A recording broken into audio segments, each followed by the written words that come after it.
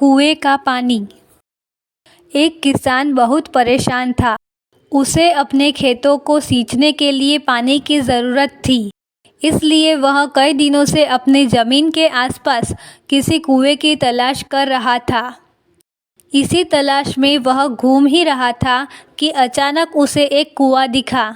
यह कुआं उसके खेतों से बहुत नज़दीक था, इसलिए किसान बहुत खुश हुआ। उसने सोचा कि अब उसकी परेशानी खत्म हो गई।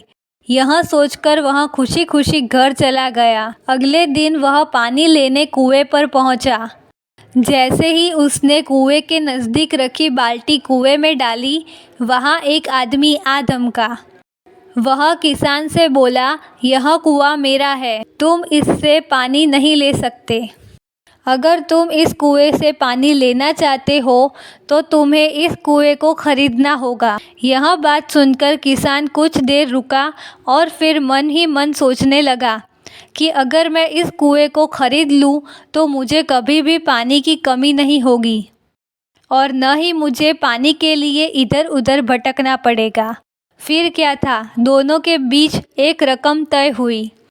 किसान के पास उतने पैसे तो थे नहीं, लेकिन वह मौका छोड़ना नहीं चाहता था। इसलिए किसान ने उस आदमी को अगले दिन वह रकम देने का वादा किया और घर की ओर चल दिया। किसान के लिए कुआं खरीदने का यह अच्छा मौका था, इसलिए वह इस काम में जरा भी देर नहीं करना चाहता था।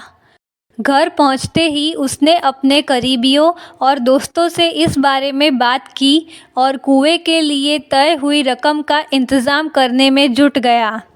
थोड़ी भागदौड़ और कोशिश के बाद आखिरकार उसने वह रकम जमा कर ली।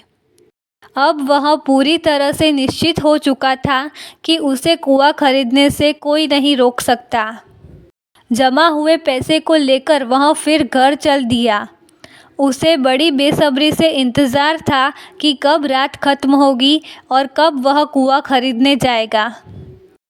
इसी सोच में वह पूरी रात सो नहीं सका। अगले दिन सुबह होते ही वह कुआं खरीदने निकल पड़ा। उस आदमी के घर पहुंच किसान ने उसके हाथ पर पैसे रखे और कुएं को खरीद लिया। अब तो कुआं किसान का हो गया था, तो फिर उसने पानी निकालने में देर नहीं की।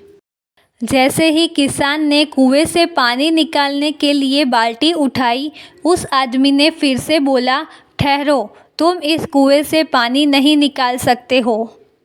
मैंने तुम्हें कुआं बेचा है, कुएं का पानी अभी भी मेरा है। किसान मायूस हो गया और न्याय के लिए राजा के दरबार में शिकायत करने पहुंच गया। मालूम है उस राजा का नाम क्या था? राजा अकबर। राजा अकबर ने उस किसान की पूरी कहानी सुनी और फिर उस आदमी को दरबार में बुलाया जिसने वह कुआं बेचा था।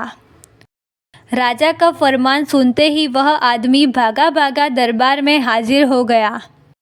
राजा ने उससे पूछा, जब तुमने इस किसान को अपना कुआं बेच दिया तो फिर इसे पानी क्यों नहीं लेने दे रहे हो?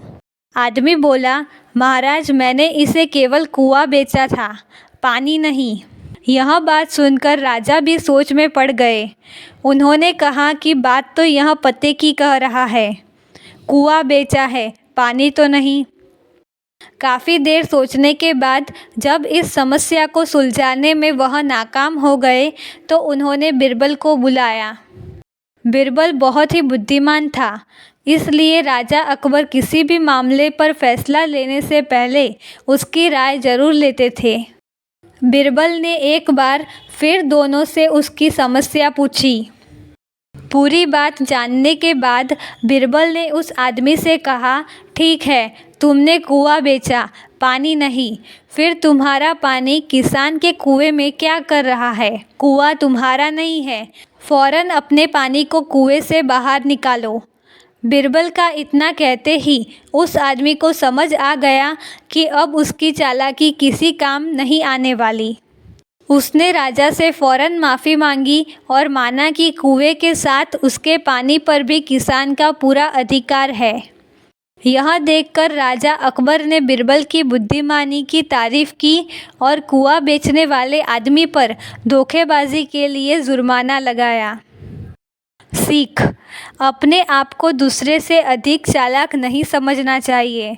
साथ ही धोखा देने की आदत से भी दूर रहना चाहिए, क्योंकि कोई ऐसा भी हो सकता है जो आपसे भी अधिक बुद्धि का इस्तेमाल करना जानता हो।